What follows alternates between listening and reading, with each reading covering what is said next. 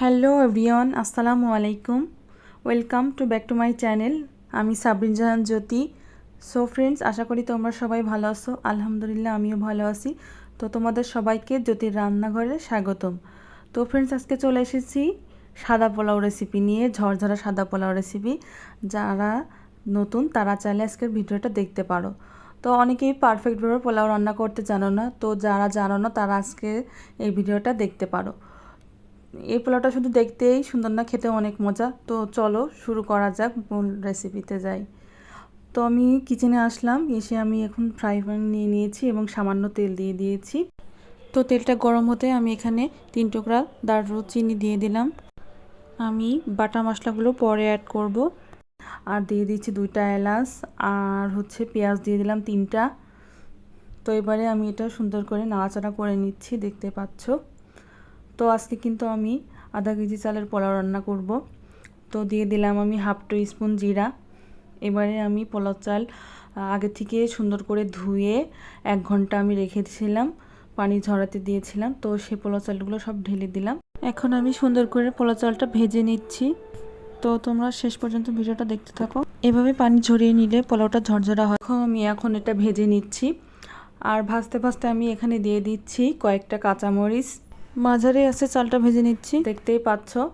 তো এবারে আমি আরও কিছুক্ষণ নাড়াচাড়া করে নেব।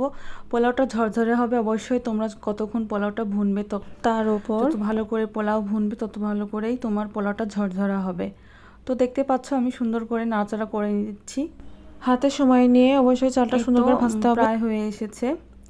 তোমরা হয়তো মনে মনে ভাবছো আমি এখনও রসুন বাটা দিইনি, আদা বাটা দিইনি, জিরা বাটা দিইনি। তো এটা আমি দিব পরেই। তো এখন দিব সামান্য পানি দিলাম, গরম পানি।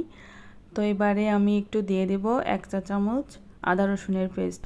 চুলাটা কিন্তু হাইটে রেখেছি। তো এবারে আমি এটা দিয়ে কিছুক্ষণ নাড়াচাড়া করে নিচ্ছি, দেখতে পাচ্ছ। আর এই পর্যায়ে আমি লবণও দিয়ে দিলাম পরিমাণ মতো।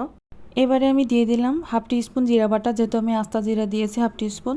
তো আর হাফ টিস্পুন জিরা বাটা দিয়ে দিলাম। তো তোমরা দেখতেই পাচ্ছ আমি এবার এটা মিশিয়ে নিচ্ছি সুন্দর করে। তো হয়ে গেছে, এখন আমি পানি দিয়ে দিচ্ছি। তো অবশ্যই আমাদের মনে রাখতে হবে আধা কেজি চাউলে কিন্তু 1 লিটার পানি লাগবে, আর 1 কেজি চাউলে 2 লিটার পানি লাগবে। অবশ্যই এটা বুঝে শুনে দিতে হবে। তো তোমরা দেখতে পাচ্ছ আমি পানি দিয়ে দিলাম। আমি এখানে গরম পানি অ্যাড করেছি। তো এই পর্যায়ে আমি একটু ঢাকা দিয়ে দেব।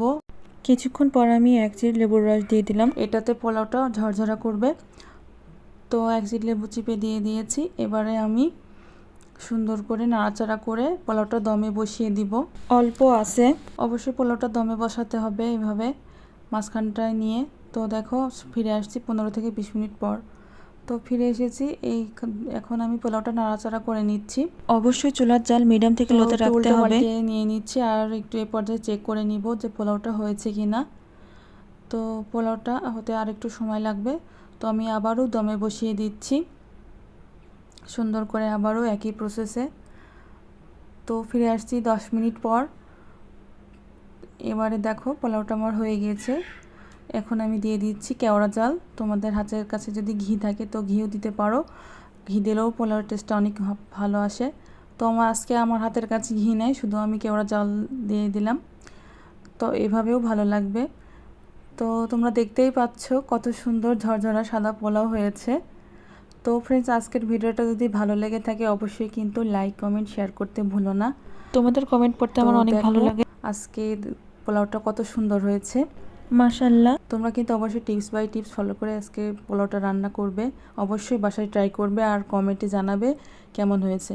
তো দেখো শেষ পর্যায়ে আমি দিয়ে দিচ্ছি পেঁয়াজের বেরেস্তা। পোলাওয়ের সাথে পেঁয়াজের বেরেস্তা অনেক মজা লাগে। দেখো পোলাওটা কত সুন্দর লোভনীয় হয়েছে। তো ফ্রেন্ডস, আজকে এই পর্যন্তই। সবাই ভালো থেকো। আল্লাহ হাফেজ।